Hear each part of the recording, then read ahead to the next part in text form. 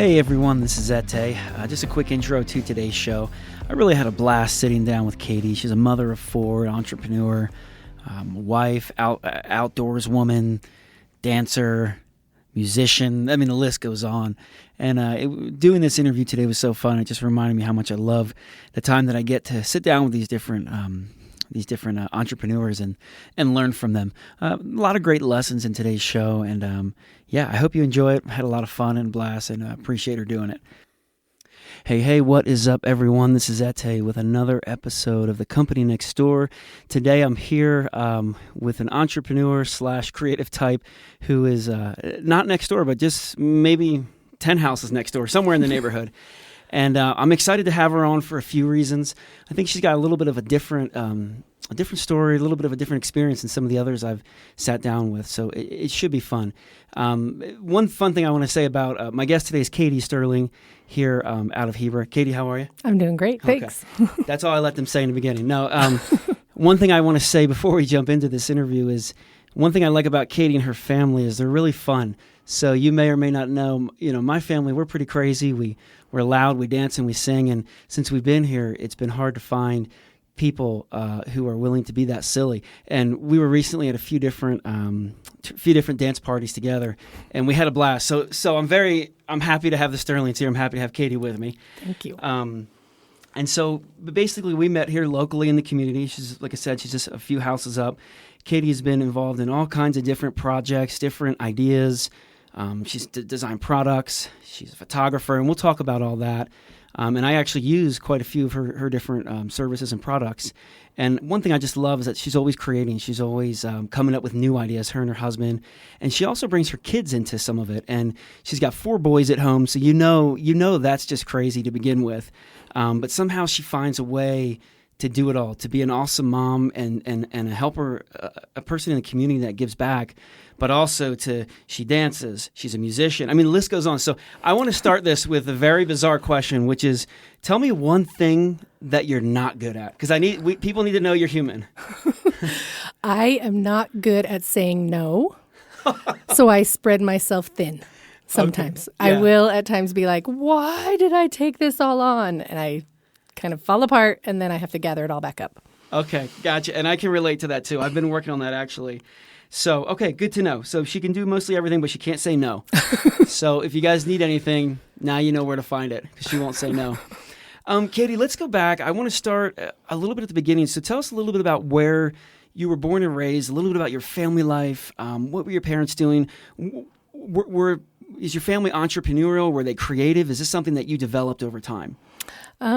I guess a little of both. I grew up down in Salt Lake Valley in Sandy, and my mom was stay-at-home mom, and I knew she was always going to be there. She was going to be home when I got home from school, and she was a very involved mom. Okay. Although I know she did. So my dad started a business. My dad is very entrepreneurial. Okay. He started a business when I was in kindergarten. And he's an engineer, so it's compressors and pumps, big mining, hydraulic things like that. Wow. Anyway, so he started a business when I was in kindergarten, but I'm the 5th kid. And so I still remember when things were really financially tight because he had started his business. And so I know that my mom still wanted us to be able to take dance lessons and piano lessons and those types of things. And so she worked cleaning houses for a while, found ways to do things, and so that we could keep having those lessons. Yeah. Wow. So what kind of business? So what exactly was the business? You said compressors and things. Yeah, it's called Compressor Pump and Service. Okay. And it's they provide the big compressors for mining and stuff. Yeah, he'd always been an engineer, so he already was in that field, and then he found a partner and started. And then he just started up. Mm-hmm. Okay. And did he stay in that? Did he move on to other businesses, or what? No, he still owns it today. He's 75, and he still goes to work. Wow. And they have 2 large buildings, and he has had employees that have worked for him for over 30 years. Wow. Yeah. And your mom, it sounds like you said she's very hands-on, but it was important to her that you guys were creative and learning, developing skills. but she also was outside the home at times trying to help bring in more income. Yes, definitely. Okay. And you and your siblings, were you guys just out having fun, or were you, doing lessons, or what was that like? It was a lot about having fun. My street growing up was tons of kids and kick the can all summer long and capture the flag and things like that. So I do remember we had a lot of free creative playtime. Okay. Trampoline in the back. Yeah. Okay, I'm trying to think back to all the things. But yeah, there was a lot of, there was a lot of creative free time. But then also, I guess I asked for piano lessons. Like, they weren't saying, hey, do you want to take piano lessons? Everybody takes piano lessons in our family. It wasn't like that. My oldest brother did. And then at the end of first grade, I was like, please, please, please, can I take piano lessons? And so, which was good because then it was my thing. Yeah. And I was motivated to practice. She wasn't harping on me to practice because it was something I wanted. And then I had a sister. I think my parents were really good at letting us find our own interests. Yeah. Definitely, because I had a sister who was really into clogging. So, and I mean, she was on... That's pretty cool, yeah. And she, she was on a team, like a competition team, and was on Hee Haw. Like the TV show Hee Haw years ago. Yeah. So she was really into that. My little brother did karate. There was never like, you're going to learn this. Yeah. It was, what are you interested in? And also I feel like there was a big emphasis on all of us supporting and respecting the other person's interest. Interesting. Okay, so I can see how that plays into a little bit about how you are with your family. So you have tons of time to play. You started getting the piano. Were you always thinking of ideas? Were you always just creating like, oh, what if, was that natural for you? Because I feel like some people that comes as they get older, they start seeing, holes in different markets. They start coming up with solving solutions. Mm-hmm. Were you always that way, or was that something that you just started doing for fun? Yeah, I don't think so. I was like, I'm trying to think through my college years and high school years. I was really into dance, and I played the piano, but I wasn't a creative piano player. Like, I don't make up a lot of my own stuff, but I can sight read. I can pick up a song really quickly. So I'm less of writing my own things, but I was, technically trained, classically trained on the piano. Gotcha. Yeah. So, and then I went to college, and I didn't study entrepreneurship or business or anything. What did you study? Don't tell me it was German or something. My undergrad was in humanities. Okay. And then I went back a couple years after graduating and got a master's degree in comparative literature. Oh, okay. I didn't see that one coming. But it was after that I decided. So during my master's degree, I had 2 kids. My first kid right at the beginning of the program. And then my second son, I had him right at the end of my program. Oh, man. How did you survive? How did you do that? Well, we were in Salt Lake, and I was getting my degree at Brigham Young University. And my mom was a big help. Yeah. She was a big help so that she watched the kids. Excuse me. She watched the kids so that I could go down and student teach, and I could all those things. So she was awesome. A major help with that. But it was after that program that I was like, okay, I think I need to step away from the academic world because it was really hard, like to think about going on and getting a PhD or something with 2 kids. Gotcha. I just wasn't ready for that at that time. And it was then that I started my first business. Okay, so that's awesome. So this first company, did it come out of, I'm just trying to put myself in your shoes, which I can't, but you have a couple kids, you're in masters, you're doing all these things, totally different direction. Yeah. And then you decide, I'm going to shift gear. You decide this is too much, or this just isn't what I pictured, or whatever. It's changed. Yeah. And you shift gears. I'm going to start a business. That's not normal. Was it out of, holy cow, what am I going to do? I'm desperate? Or was it out of, I'm not satisfied in this direction we're going? Or what was the thing that really triggered that, the initial start of that company? How did you... like I said, I have a hard time saying no to things. Okay. So I think about a lot of different things. I think about, and when I'm interested in something, I want to learn a lot about it. Right. So like my first interest in photography was when my kids were young. I went to the mall to get their pictures taken, and I was like, this is not a fun experience. Like the whole Olin Mills thing or Yeah, whatever. it was Oh, kitty those candids. are awful. Yeah, everybody listening has had nightmare. I remember being a kid, we'd go to the mall in Jersey, and it was, those were awful. Yeah. And you're faking the smile, and the backdrops are they're hideous. Yeah, anyway. Okay, so that's when that was when I had those two little, I'm trying to think of the timing of everything, but I had my two little kids, or maybe it was after I'd had just my first, and I had that experience at the mall, and I was like, I don't like this. And so I started looking at what other people were doing, and my next door neighbor had gone to a photographer, and I was like, I wonder if I could learn how to do that.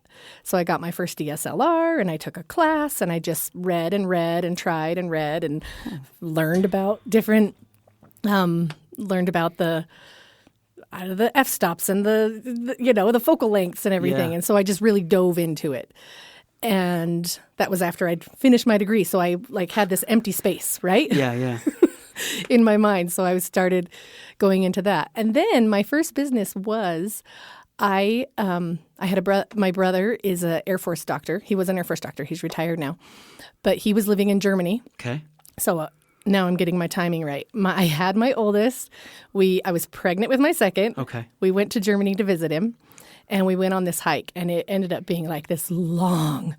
And you're pregnant. I'm pregnant. Okay, I'm like okay. very pregnant. Yeah, like yeah. 7.5, 8 months pregnant, where I wore the shirt that made me look as least pregnant as I Yeah. was, so that the flight attendants wouldn't be like, You shouldn't be here. Okay, gotcha. So we went on this hike, and it ended up, my brother thought it was like an easy hike, but he's like, oh, let's try this way. And it ended up being a really hard hike where I was like starting to tense up, and I was like, I gotta rest. But it was at the end of that hike that a little boy came flying by like a toddler came flying by on a two-wheeled bike with no pedals, which you see all over the place right now. But this was 14 years ago? Yeah, so like a balance bike? A balance bike. Yeah, so I had never heard of a balance bike until 7 years ago with my Okay. son Jonah. So 14 years ago, I never had seen or heard of one. Okay, Right. So gotcha. I was in Europe and I saw one, and I think the European ones were like a bike or something like that. I think Okay. that was the name of it. So I was like, I had toddler. I was pregnant with a child. I was like, I want one of these. That's cool, yeah. And so I looked online, and the European ones were way more expensive than I wanted to spend for a toddler. Yeah, right. Hundreds of dollars then? Right. Hundreds Okay, of gotcha, dollars. Yeah.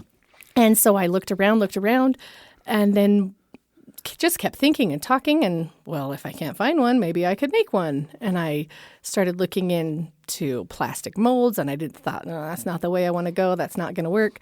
And then I was talking to one of my dad's neighbors. I think I was at my parents' house and chatting with the neighbor, and he's like, This is in California, your parents? no, this is in Utah, Salt Lake. Okay, gotcha. Yep.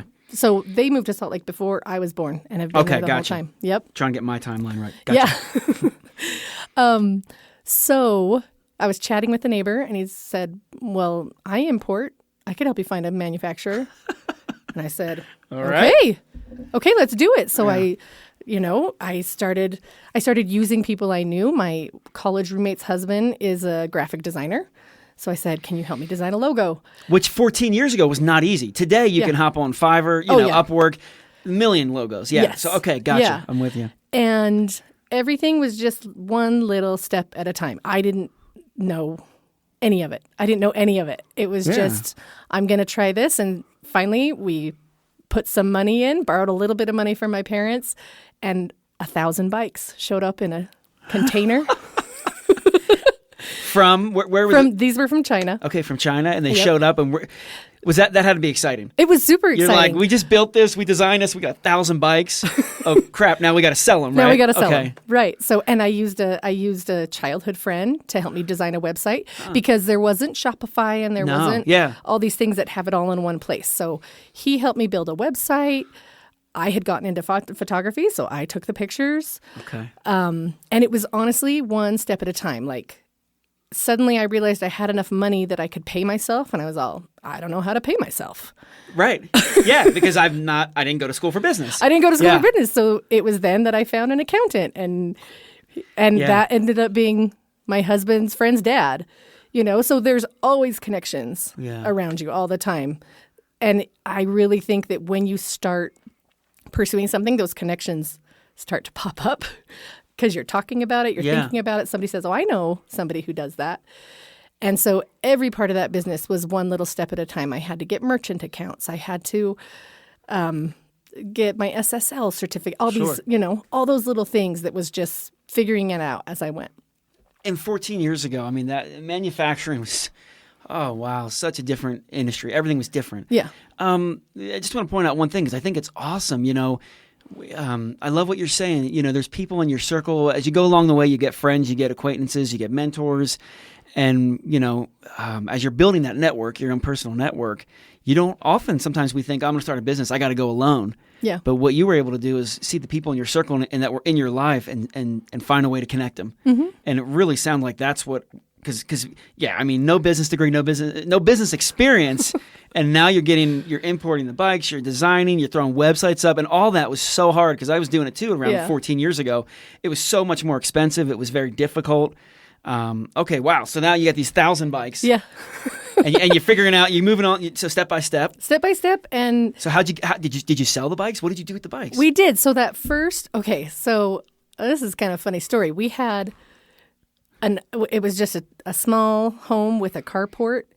And we're like, well, we'll just store the bikes in the unfinished basement. Uh-huh. But we realized when the bikes showed up, so they show up on a container, a semi drops the container at your house, and you had 24 hours to unload the container before they come back and take it. And so it was January or February. I remember it was snowy. And we ended up taking a door and putting it down in the window well and sliding the bikes. Just right through the window. Okay. Right through the window down into the basement. So it was slow. I mean, it was neighbors and friends. But then I think it was something that people were starting to hear about. Yeah. And so I started getting just, Google search, people finding the business because it wasn't out there. Like not every specialized didn't have timing. one. So you nailed the timing on that. It was a great timing on that one, definitely. And then my husband decided he wanted to go back to school to become a physician assistant. So we ended up taking a bunch of bikes with us to Iowa, and they filled up most of our garage. You were moving to Iowa? Uh-huh. Okay, and so you brought, so you had to bring... Brought everything with us. Okay. Which was great because it was an online business. It wasn't a shop or anything. Right, so it was an online business, so I could pack up and move. And it actually, while he was in school, it paid for rent, it paid for utilities, it paid for all of that. That's awesome. And I did. I sold what ended up being great was those deal websites started coming out. Pick Your Plum and Kid Steals and those sort of things were coming out. And so they found me because they were looking for products at the time. And so as the business grew, what would happen is I would bring in a container full of 1,000 bikes, do a sale with them, sell 600 of them in 3 to 4 days, ship, Yeah. send them all off. And then it took about 3 to 4 months to get another container Shipment full back, because it was the boat coming across. Yeah. It was slow. Yeah. And so I would slowly work through those just on my own website, or I did some expo center where I'd go for Saturday and stand there and tell people about them and stuff like that. And so that's kind of at the end before I sold it. That's what I was doing. Gotcha. Bring in a bunch, do a big sale, then slowly work through it. Yeah. So what was the name of the company? It was Boot Scoot Bikes. Boot Scoot Bikes. Still exists. Oh, really? Someone bought it from me. Someone bought it from you. Okay, so you ended up selling it. So you're in Iowa. You're running these deals. You're selling 500-600 at a time, waiting for the next shipment, doing more, and just learning the whole time, all the 5 billion lessons you have to learn to run and operate a successful business. Yeah. And learn, and obviously that comes with a lot of mistakes and learning the hard way, which I do all the time. And so that's going on, and your husband's going to school to become a physician's assistant. Uh-huh. And you have 2 kids now in Iowa, or 2, and then we had our third, our last year there, 2010. Okay, so what? How did was it Boot Scoot and Bikes? Boot Scoot Bikes. Boot Scoot Bikes. Mm-hmm. How did that? You said it was acquired. You sold it. What what sparked that conversation? Why did you get out of it? And then how did you find someone to come and take it? And So it had grown to the point that I either it had just grown to the point that I either needed to find someone to kind of be me, yeah, or spread it.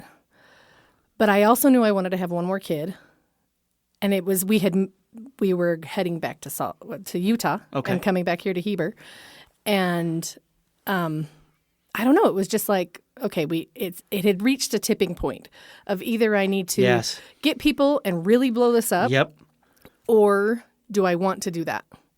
And I guess that's one of my other problems is that I'm interested in a lot of different things. Which is common amongst those who, I think every entrepreneur struggles with that. Yeah. Like what's the shiny next thing? Yeah. What's the shiny thing right now? It's a problem. And so were you bored with your company? Or were you like, this is cool. This is more than I expected. Let's do something else. I think it was that. Yeah. I think it was just, and it was maybe that feeling again of maybe it's to the point that it's a little over, like the end of my graduate program, I had the 2 kids and I was like, I can't keep doing this. And so I was at that point where I had 3 kids now and I was thinking of having a 4th and I was all, I don't know if I can keep doing this. So I either need to find someone or I need to sell it. And so I listed it with a broker that I think I found through my dad or something. He had heard of this broker or met him or something. I listed it and I was really back and forth torn about whether or not should I sell it? Should I not? So I was still kind of like holding on to it. Yeah. And then one night I was talking to this woman. She lives in Arizona. Her name is Annie Zell. And she does life coaching. Oh, cool. Yeah. And she talked me through releasing it. Yeah. Just letting go of it. Yeah, just letting go of it. And within 2 weeks I had an offer. It was really interesting. Wow. It was one of those do you really want to let it go? And I said, I think so. Okay, let's let it go then. Basically like a therapist. Yeah, she helped you discover that is what you wanted to do. You wanted to move on. Mm-hmm. And so 2 weeks later, you found a buyer. Yeah. That's awesome. And so you sold that. Uh-huh. Do you ever regret that? Or did it just end the way when you look back? That was just part of the process? Or what do you... There's times when things get hard that I look back and go, man, I had that under control. Why didn't I just keep it? Yeah. Why did I go to the next thing and have to refigure stuff out? Yeah, start over, right? Yeah. Yeah. That's cool. So you found a buyer, which that's not easy to do. Yeah. That is not easy to not. Yeah. A lot of people have a hard time selling companies. And then you guys relocated you came back to Utah. We were in Heber by the time I sold it. Okay, so you're in Heber, you sell it. Mm-hmm. Your husband's now done school. He's beginning work as a PA. Mm-hmm. Okay, and then what's next? Besides more kids, I know that's coming. Yeah, I think I told Max, my husband, I'm going to take a break. I'm not going to do any businesses. Yeah, right. I think I said that. You can't take a break when you have this kind of mind. I know you can't. Yeah, you just keep thinking you think of logos and you think of, how could I? Yeah, it's always there. And so I did the mom thing with a direct sales. I tried that for a little while. Uh-huh. Turns out I can't sell other people's stuff. Yeah, it has to be something that you believe in. You did it. Super believe in, and that I make it. Gotcha. Yeah. That didn't work for me. It wouldn't work for me either. Yeah. So I tried that for a little while. And then I grew my photography. Because that was always something I was kind of doing. It was kind of more of a hobby. And then I said, I don't want to be just a mom with the camera. Yeah. A lot of people say that. Oh, she's just a mom with the camera. Sure. Yeah. You want to be taken seriously. It's taken seriously. Yeah, absolutely. So I grew it and made it a legitimate business. And was that a conscious decision, or did something happen that was it like people started asking you, or you're like, oh, I need to make money, or was it just like you were just sitting there one day like, hey, I've been working on photography in the background for the last 10 years. Maybe I should make that into a company. Yeah. It was gradual. Okay. As more people asked me, and I realized that I was, making actual money on it, I should legitimize it. Yeah, make it a company. Yeah. Yeah. And not just a hobby. Yeah. It was every once in a while. But it's come in waves. And that's something that I like about entrepreneurship, that you can scale back if you have to. Yeah. You can push really hard if you have to. Yep. You can go out and promote yourself a bunch. Or if you're like, you know what, we need to take it slow right now, we can tone it down. Absolutely. Yeah. It's a lot of control. Yeah. Yeah. Mm-hmm. So that's going. You start. So how long ago are we talking now? Because where are we time? I'm trying to make sure I Okay. got the time frame start. So I sold my business about 8 years ago. Okay. My first business. 2012-ish. Yes. And then you're 11, 12. Okay, so like you're in Heber, 2012-ish, 11, 12. You say, I'm going to do nothing. You tell your husband, I'm going to chill, but you lie. And you sorry, Max. Max is my good friend, so I could mess with him. So then, he's doing that. You're like, oh, you know what? I'm going to work more on the photography. You start growing that a bit. Which you're still doing that today. I'm still doing that today. Yeah, I still do that today. And again, just recently with something new we started, I've scaled that back I just haven't talked about it as much. I haven't promoted it as much. And I guess I'm really blessed in a way that Max is working full time. Yeah. So I could be like, no, I don't want to do that now. I Yeah. want to do this. So I have that privilege. Yeah, that's huge. It's really huge. Like if I was having to do this to make money, I would have to really center in and push. Yeah, every day. Yeah, Yeah. you'd have to. And so do you, how do you feel about the photography? Is it something that, you've been doing it for a while. Do you find it still interesting? Is it hard to keep that excited? Is it something you can stay excited about? Or is because it ebbs and flows, it's exciting and it's not? I don't know. Yeah. So I think as I've grown, I started to realize instead of doing anything and everything, of photography. Oh, do you do this? Yeah, sure. I do You're that. Going to pay? Sure. That I started honing it down to the things that I actually like. Which are I love newborns. I love newborn photo you did mine. shoots. She did my newborns. They're awesome. Yeah, I love that. I love the new baby. I love the closeness of the mom and the baby and the dad and the baby. I love that. I love graduating seniors. Huh. What's good about graduating seniors? It's working with them. It's fun. They're excited. They're excited. They're headed out on, they're about to adventure. finish a big part of their life, and they're really excited about that. And unlike families with toddlers, they listen. Yeah. It's a little easier to tell them to hold still. And they want good pictures. Yeah. Because they're going to share them Yeah. with their friends, and it's going to go on a card, or it's so they want good pictures. So I really like that. Because that makes your product look good at the end then. It does. Because they show up looking nice. They want to look nice. And They're invested. Yeah. Gotcha. They're invested in it. And then I actually love weddings. Really? They're high stress. Yes. Holy moly. And you have to get the good stuff, but everybody's there for a celebration. Everybody's dressed nice. Yeah, that's true. People are on their best behavior in general. Yeah, that's true. So I love that. I realized that I do not love extended family portraits. So I stopped saying yes to those and said, nope, I don't do those. Interesting. I bet there's some good stories there, but... Oh, yeah, it's just too many chiefs. Too many chiefs. Gotcha. And trying to make all these people happy. And so I just, it's like, nah, I'm not going to do that anymore. That's awesome. Yeah. Awesome. So you're still doing that today. So now we know what you like. So anybody out there is looking for, if you're in those three categories, just let Katie know. We'll put a link below to your photography site as well. Okay. So let's move on. Okay. So, because that's still going. So I'm moving my hand in circles as if it continues today. You can't see that. What else? Because I know there's more. Okay. So it's about, real quick, 8 years ago was-ish. We're saying around 2012-ish is where you said, I'm going to get into photography. Mm-hmm. So then take me from there. From there, it was mostly that and just having 4 kids and volunteering at the school. And I run at the elementary school the Meet the Masters program. Okay. So I coordinate all the volunteers. And because in every classroom we have 2 to 3 parents come in once a month to teach the kids about an artist. Oh, cool. A master artist. Oh, that's And cool. then the kids do the project on the artist. That's awesome. Yeah, so I do that. Over those years, it was just kind of mostly photography and kids. And you Yes. were, okay. Go ahead. No, you go ahead, because I may have said something that didn't exist. So we'll continue. I'm trying to think, did I miss something in my own life? Possibly. But, and then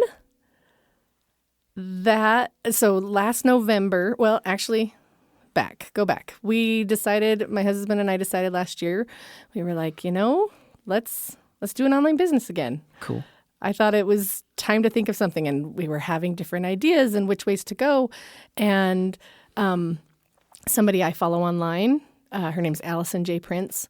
She is an entrepreneur herself. That company that I said before, Pick Your Plum, that was a deal website, who found me, she started that business. Okay. But now she's sold that business, but she just helps people jump into online sales. Oh, cool. It's like a consultant or a coach? Or? Yeah.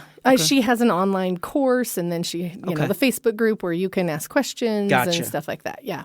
And so it was just time to do something else. Yeah, yeah. Again. It just comes when it comes, you know? It comes when it comes. And so we actually have more ideas. I'm sure you do. That we're hoping to do. But the one that we settled on was that, and this was Max's idea. Max has great ideas. He's very funny, and he has great marketing ideas too. Yeah. I'm the implementer. Gotcha. Like I'm good at like taking the steps. Yeah. Yeah. Getting it done. Yeah. And so he said, so we like to explore, we like to adventure. Max and I met as river guides in Moab in 2000. We were both working for the same company. And we worked together for a few years and then got married. And so we take our kids on river trips. We take our kids hiking. My family has a tradition of hiking the Grand Canyon from rim to rim each every year, fall. right? Mm-hmm. Yeah. My dad's been doing it since I was in high school. So, I mean, that's it's amazing. It's a while it's now. 20-something miles, right? Yeah, it's 25, between 24 and 26. And you're going with kids? And we are now. I've taken my oldest 3. And seniors? I mean, everybody in between? Yeah. Okay. Yeah, anybody in my family who can go, we That's go. awesome. That's so awesome. So we are an adventurous family. So Max loves to read about, first explorers that, to the North Pole, to the South Pole, those sorts of things.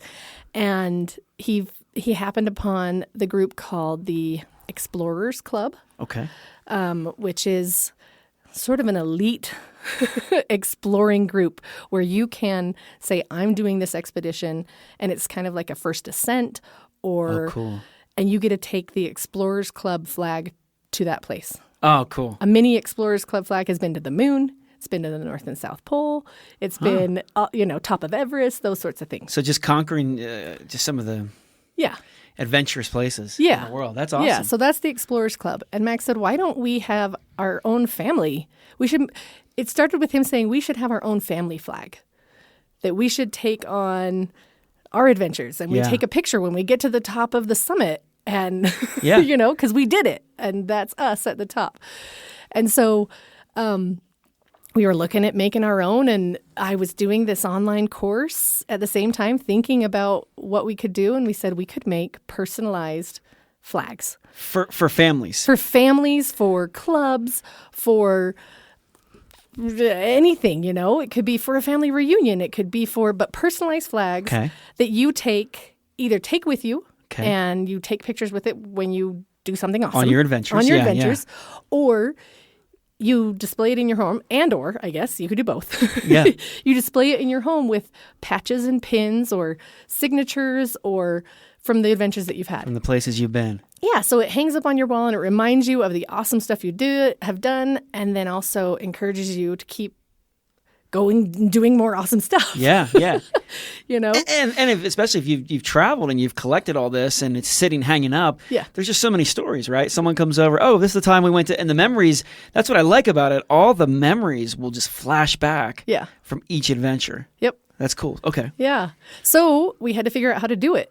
So back to your step-by-step, you just figure it out when it's time to figure something out. Yes. You said, how do I make personalized flags? How am I going to personalize? So I looked at screen printing and I looked at applique and then I settled on, it's called sublimation. Okay. So it's dye sublimation, where I got a big sublimation printer and I got a heat press, and you have to use the special ink, and the ink goes directly into the fabric. Okay. And so I print, and again, I used my my college roommate's husband.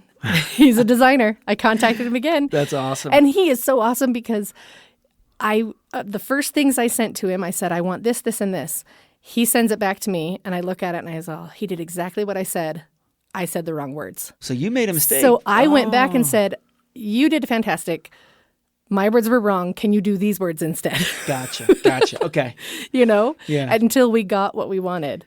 And he said, I hate you? No, he was really great. He was really great. It was similar, but just like the instead of a more modern, we needed a more vintage. You know, yes. a classic Yep. type look. Yeah. And so then we just launched it in November. So, November 2019. Yeah. So did you guys go out and like form, organize a business, an official Yes. business? Is it an LLC? It's an LLC. Okay. And then you just launched it. So 2019 November. Okay. So we knew we wanted to do something. We didn't know what yet. Okay. Back in May. Okay. We weren't 100% sure what we wanted to do in May of 2019. But it was my sister-in-law had tried to do some online sales, but found out she didn't love it, got a full-time job, Yeah. had these boxes of microfiber towels that she had created and ordered, and then was like, I hate selling these. Yeah. Yeah. So I was all, let me try to sell them for you. So we actually started the business called Scurvy Dogs LLC. Because your dog's name is Scurvy. Our dog's name is Yep. Scurvy. Yes. That's awesome. So we started that business, and then it wasn't until and I started just trying to sell these towels for her Yeah. on deal websites because I knew deal websites from before. So I just did that. And then it was a few months later that we settled on, yes, let's do these personalized flags. And so then I had to get a doing business as, a DBA. DBA. To So Expedition Scurvy Flag Dog, Co. DBA, Expedition Flag. Okay, I got to ask you a question. So you knew back in May of 2019 that you wanted to do something. You had this one idea with the towels, and then it wasn't until later that the flags came along. Was last summer really fun? Like, were you guys just going on with day to day and just every day like, oh, I had an idea. Like, is that what was that going on in the house? Like, Yeah. this constant conversation, just constantly looking, and did you come up with a million different things and to get to the flags, or? Yeah, we had a few different things, but we knew we wanted to do something, again, something that you believe in. Yeah. Something that Fits your lifestyle, and you Yes. guys are outdoors people. Yeah, Yeah. that makes sense. Yeah, so we have other ideas for some like mountain bike gear that we're hoping Oh, to I do. got my mountain bike shirt on right now. Sweet. So, okay, very cool. So you got the DBA, so you launch in 19. Mm-hmm. Have you done any work with the deal sites, or what is your let me say this. I have a flag. We took it, I guess it was mid-November. We were down in Australia. Yeah. Down at the 12 Apostles, which was off the Great Ocean Road. And I remember it was so windy. Yeah. It was so windy. We're trying to get this picture. And, with the little kids, one's looking this way, but we got one. But it was cool. And it's funny, I have that picture in my book. And so, having the flag, we've got a few since then. Really cool. Really cool. Yeah. So what's happened since 2019? Well, so to get it going, mostly was starting, this is something that's really different that I'm learning about right now from my first business. People were looking for those bikes. They were starting to be heard. People had heard of them. It was starting to get out there. This is a different ballgame because I feel like, in general, people aren't looking for a flag for their family. It's more something you have to educate them on it. They don't know it exists. Exactly. Yeah. And so it's a little bit different ballgame where people need to see it. I'm trying to do stuff on Instagram and Facebook, trying to do some collaborations with people just to get the word out there. And then I have also done deal websites. Again, I did before Christmas. It was pretty exciting right before Christmas because we were selling them. And I was like, this is fantastic. We found something people want. Yeah, we did it. And then everything dies off in January. Everything everywhere. In general, right? And then Corona. And then Corona hit, and I was like, nobody's going anywhere. Yeah. Oh, you're right. Nobody. I think it's been 3 months we've all been inside. Yeah. No travel. Oh, I didn't even think of that. Yeah. So it just died, and I was like, yeah. So maybe this isn't the best idea. But again, I'm really lucky that I'm not solely reliant on this. Yeah, you didn't have to build a big office. Yeah. Your husband makes money. Yeah. So it's so different. you could survive. Yeah, we could survive. You will survive this. You don't have to close your doors. No. So we've is just awesome. been keeping it open and putting our wow. own money into it as we need to, and then but then it started just recently. It started to pick back up. I think people are excited to get back out. And so it started to pick back up. And so when things weren't happening, because I had done a deal website and nothing. So I did it before Christmas. Good. It went great. Yeah. I did it January or February. nothing, like 0 sales on this deal website. And I was like, oh, what's wrong? So I tweaked it, and I thought, what if instead of just adventure flags, we also make family motto flags? Yeah. And so I started that and tried that on a deal website, and it did really well. So we have the adventure line, and then we also have the family line. Awesome. I love that. I love that you were able to find something in the midst of all the chaos, find a whole different revenue stream, a little bit of a pivot, but same space. Yeah, same space, same product. And it actually makes a ton of sense. As soon as you said that, I'm like, oh yeah, why didn't they do that from the beginning? Yeah. And then now I'm going, okay, well, what other flags are next? Right. What else is out there? Oh, so that's awesome. Because the travel will pick back up. Yeah. There will be, and so that's, you have no control over that, but that's such a smart play is moving over to these family flags. Yeah. And we tried also, we made a non-personalized version and contacted a few retail shops. Yeah. So where we used to work down in Moab, I contacted them and said, hey, in your shop, what do you guys think about trying these? And so they have a non-personalized version that just says always exploring, and it's in their shop. So someone wouldn't have to have it with their own name on it, and then they customize it by what they put on it. So let's jump into the product a little bit, because I know we've been talking about it, and I have them, and I've seen them, and you've made them, but the listeners may not have seen them. Yeah. So let's try to describe them. You get your flag. Do you remember the dimensions? It's 24 by 36. Yeah, I know it gets pretty big, and I know, and it may have changed when we got ours back in 2019. You could pick one of a handful of designs. But you could probably, at that time, just one of 3. One of 3. Okay. How many options do you have now? Well, we have a compass design, which is like our original design, which you guys have. So it like has the compass on it and different landscapes within the compass. It's cool. It's perfect for it's perfect for what it is. Yeah. For the adventurous. Yeah. So we have that, and we have that in color and black and white, okay. which the black and white ones have recently picked up. So that's interesting. Okay. And then we have another one that's like it's like reminiscent of a national parks badge, I would say. Cool. With that kind of vintage national park vibe. That's great. And you can choose either, it has a tent. So you can choose a tent, a camper, or like a bus RV type thing to how do you camp, Yeah. And then you add your name and stuff like that. Yeah, and we didn't mention that. Yeah, so your family name would be on the flag, which is the coolest part, because then if you get in a picture with your flag and, my last name's Ping, it's right there. There's our kind of emblem, and then all the places we've traveled. Mm-hmm. Cool, very cool. So, go ahead. There you go. Oh, we have another one that my son designed, but it hasn't sold well, and he's like, can I change it? I was like, yeah, that's what we got. That's what we need to do is we need to tweak it. Love it. And see if we can design something that becomes more, he's only 13. Isn't that awesome? So yeah, he helped. I asked him, I said, hey, will you design one? And then his grandma, my mother-in-law, asked for, we can print T-shirts too. We've thought about that, but haven't put it on the website yet. Like, what if you had your family on the shirt, on the T-shirt? Awesome. Right. Yeah. So that's so awesome. That's probably a next step. But he took graphic design in middle school this last year. And so he designed this awesome logo for his grandma to put on a cousin's camp T-shirt. That's awesome. So all the cousins have the same T-shirt. Yeah. And then another thing, my oldest son wanted to go, he's very into acting and film and writing and things like that. So he wanted to go on the film trip with the film club at school. And I said, well, do you have $1,000 to pay for your trip? Yeah. How's that happening? He's only 15. He's mowed lawns and stuff like that, but he doesn't have like $1,000 just sitting there to go on a trip. And so I said, why don't you design something for a shirt, and we'll do it as a fundraiser. And so he designed it. He pressed them all. I taught him how to do all those, and I helped him he doesn't have a Facebook account. I like to keep my kids out of social media. I don't blame you. The last week's been crazy with all that. Yeah. Anyway. Yeah. So I just put. He made up a cool design, and it says, "Don't quit." Yep, I have one. Do it. Yep, I have one, man. I was like, "That's a sweet shirt, dude." Yep. So it's fun. I don't think all my kids. I think my second son is definitely an entrepreneur, but I know they all aren't. But I like showing them ways that they can that there's multiple ways to earn money. Yeah.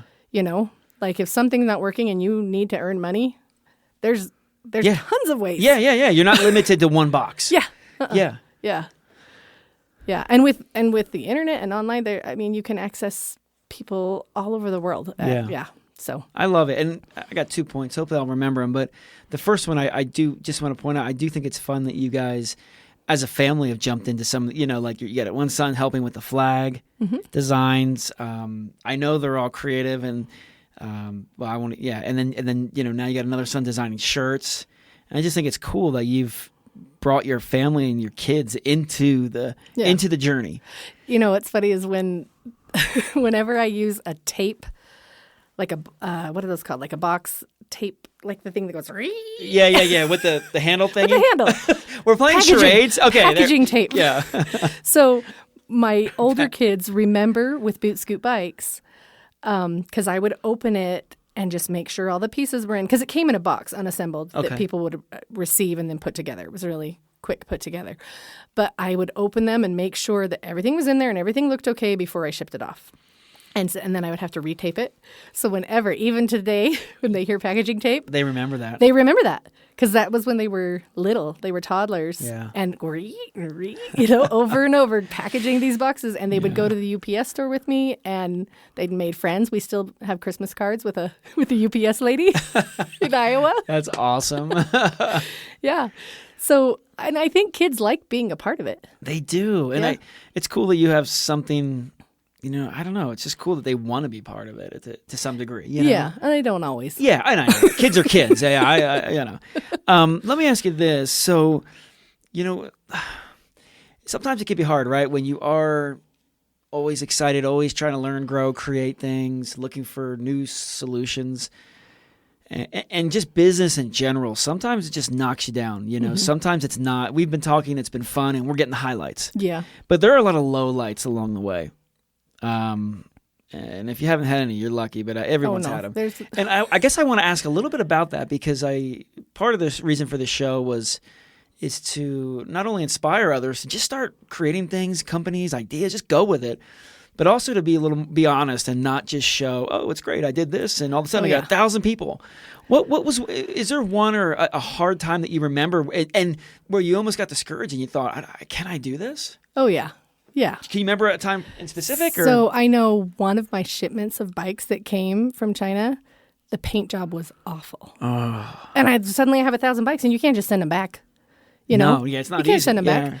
And so I just quickly, I let the company know and they said, well, we can give you a discount on your next order, but that's all they can do. They can't. Really? Oh, no, they don't refund your money. Once they have your money, they don't refund you. Yeah. So I discounted them. I was like, I'm going to sell these and I'm going to sell them fast. And I'm going to say they have paint chips. But a lot of parents were like, great, I'll get it for a deal. And it's a bike. It'll get chipped anyways. Yeah. It's like a scratch and dent store. Exactly. Yeah. It was a scratch and dent. You found a home. You found a way to move them. Yes. Yeah. Okay. And when our flags arrived, so we have the flags manufactured, but we do the pressing ourselves. Our logo tag, our first shipment, 500. It was all upside down. I had to unstitch and restitch. No way. Yeah. So there are a lot of times. 500 flags. Yes. So there are there's always hiccups along the way where you just, I got them and I was like, are you kidding me? I sent you a picture. Yeah. I thought we were on the same page and then it comes and it's different. And you just, my mom helped me. She unstitched a bunch of them. She's like, give me a box. I'll unstitch them. Yeah. So she unstitched almost all of them. Wow. And then I've sewn them back on just as part of the process right now. So, as we move on, it won't be part of the process, hopefully. But you just keep moving forward. You just find a new avenue. Yeah. And like you said, even recently with, a pandemic coming that killed all travel. Yeah. You say, okay, and then you came up with an idea, let's just do family flags because everybody has a family. Right. We have a motto. So, two things. One, your mom, she just keeps coming up in the story. She sounds special. Sounds really supportive. Yeah. Sounds and my like dad she's too. always My there. dad is, too. I think part of my just keep moving probably comes from my dad. My dad is very steady. He doesn't get riled up about things. He just keeps going. He just keeps going. Like, I've told this story before to friends. I remember when I was young, he was trying to fix the dryer and just getting really frustrated. And I saw him throw down the wrench and go, to heck with it. Yeah. And that's what he said, to heck with it. Okay. And that's at his maddest. Yes. Awesome. So just a very steady, and he's the kind of person that's like, well, it'll all work out in the end. Wow. If it's not working right now, what's going to happen to make it work out in the end? Do you feel that way? Pretty often, yeah. Do you carry that? Do you carry that same feeling with you that things will just work out? Things work out in the end. Yeah. And maybe it's because of that for my parents, but I've always felt that this is never, the status quo is not gonna stay. Yeah. It's always changing. It's always changing. evolving. And so if you don't like how things are right now, there's times when you feel inside, this is how it's always going to be, Yeah. But it's not. It's not. Things will change. You'll have a different feeling. The sun will shine brighter that day and you'll feel, I can do something else. Yeah. Which, now more than ever, we need that message. Yeah. I know a lot of people are desperate right now. There's a lot of just chaos out there. Mm-hmm. And we need to really realize that, like you said, just keep moving. The lesson from your dad, and things will work out. Yeah. What is your advice to those who are maybe in a time right now, whether they're entrepreneurs or just whatever, that are creating things and like yourself, came into something that literally stopped your business at a halt? Yeah. What would you say to them, those that, are discouraged? And maybe we just said it, but. Yeah. Just try to look at it with new eyes somehow, or ask a friend to look at it with new eyes for you, because there's going to be another way, another place you could sell it, it doesn't always just have to be the exact same. There's so many avenues nowadays with different websites or with, I know there's no fairs or anything like that going on right now, no expos, but there are so many ways. Yeah. And so either you have to look at it differently or you have to ask someone else to help you look at it differently and move on. And I really feel that things swing back and forth. Yeah. Things will be really great and then things swing and they're not great. And you have to realize that I think sometimes, like with everything going on in the world right now, with the coronavirus and then these protests that have been happening, I think of the yin and yang symbol. Yeah. And that things have been going too far in one direction. Correct. And so everybody has to push to get back into something more balanced. Yeah. And so that happens in our culture. It happens in our, in our nation. It happens in our own lives, that we may have to push really hard sometimes to bring something back into balance. Yeah. But then it won't stay. It won't stay. Yeah. It'll change again. Yeah. Yeah. Then we keep pushing the other way. Yeah. I actually think this is one of the best times to get into business. I think we're on the verge of something really exciting. Yeah. I know there's a lot of opportunities out there in all kinds of fields. And with what we've just realized of working at home, and there's going to be big changes in how we live, I think. Yeah, there's a lot of scaling down. There's a lot of using less resources. I think we're on the edge of something really exciting. Yeah. And I think business is going to simplify in some ways. You can do a lot more with a lot less team, a lot less money. Yeah. Which I think will allow more people to explore their own creativity. And that's the hope. Yeah, instead of just going to the job that they don't love. Right. You could explore your own creativity and see where it leads you. Absolutely. You've shared some good lessons along the way. Some, you've talked about, your parents watching your dad just keep going, watching your mom, be creative and create space. And, you've talked about, just so many different things and pivoting. And is there anything else, like a great lesson or two that you've learned over the years that you would share with a brand new entrepreneur, or actually, let's say maybe a mother at home with kids that might have? I hate to say mother because I don't mean to just put you in that in that role, but I really think that, like, to me, that's so insane 4 kids, like having 4 kids. I grew up in a family of 6. Just the chaos that brings. Yeah, there's a lot of chaos. Yeah, so I love that. But what would you say to maybe that mother that has a great idea and kids at home? They're going, I just don't have time for myself, or not even for myself, to be creative. I don't have time to do anything. I think one thing is that you don't have to know it all. You can learn. You learn things step by step. You really, like I said, I didn't know how to pay myself. I realized I don't know how to do payroll. Yeah. Yeah. Like you learn little steps along the way, and you might make a little mistake, and those are good because then, what did I read recently? I was reading a book. I can't remember who said it, but you need to try to fail faster. Oh, so I don't know if this is the book, but the kids that created KT tape, it wasn't them, was it, down in Provo? I don't think so, no. Oh, they did. That was their thing. They were like, if I fail as fast as I can. Yeah. Like they would have an idea and they wanted to fail or succeed within a few weeks. Yeah. So anyway, same concept. Yeah, same concept. Just you don't have to know everything from the beginning. Sometimes you feel that way. Like if I don't know how to run a business, how can I ever sell anything? You don't have to know everything. You can learn it little step at a time. I love that. And the mistakes are when you learn things better. There's so much I don't know in the fields that I do. Yeah. I just figure it out as we go. Yeah, you jump in. And I think for me, as a mom with kids at home, it is nice to have something that is my own brain, my own creativity, that isn't just them. I like having that personal identity of beyond their mom.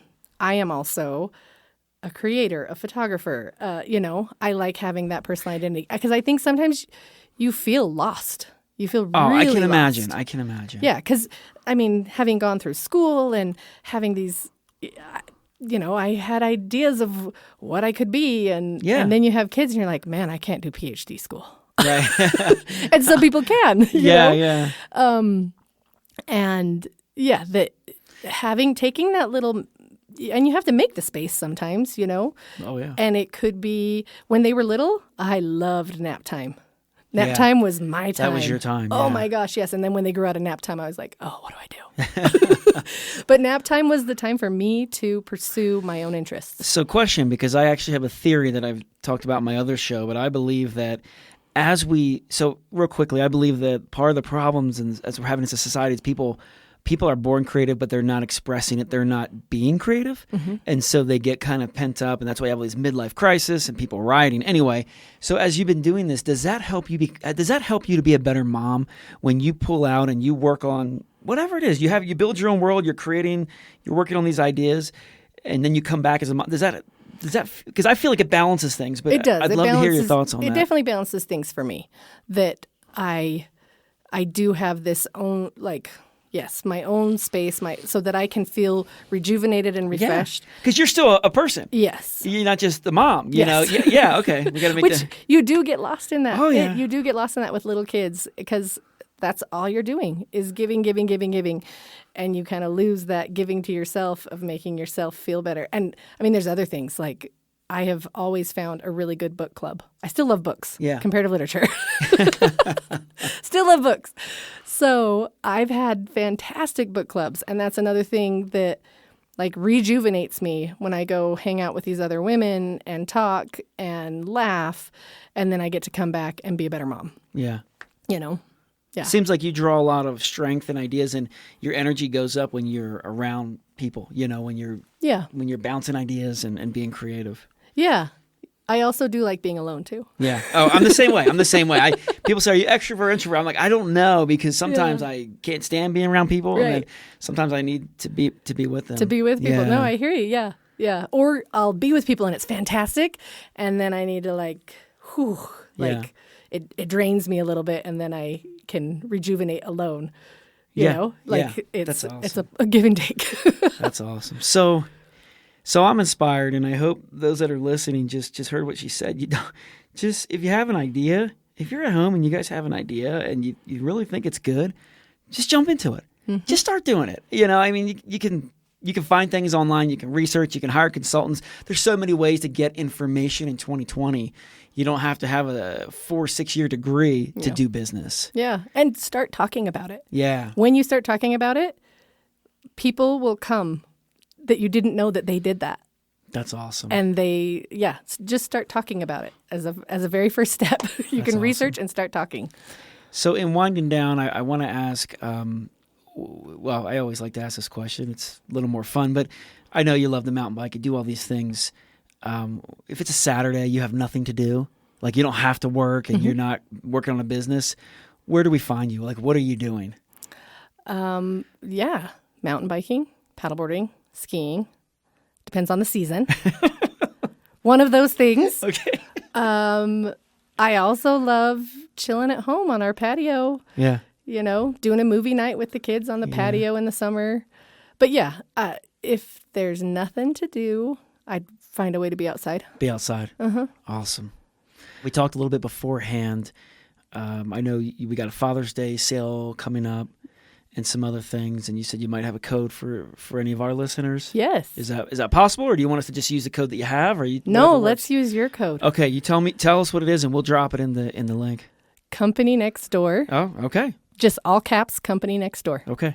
And it'll give you 15% off. There you go. Off of flags. Off of flags, yes. Awesome. We also have some pins and looking at getting patches that we would sell too, but that would be just off the flags. Awesome.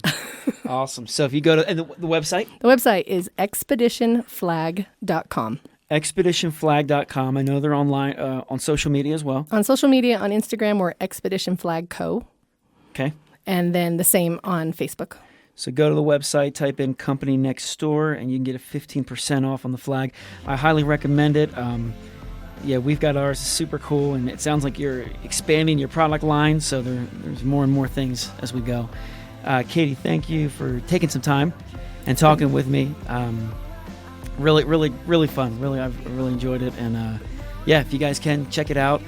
And if you have any questions for her, just email me. Yeah, email her. hi@expeditionflag.com. Really? Yep. Hi, H-I? H-I, hi. That's fun. Yeah. I never thought to do that.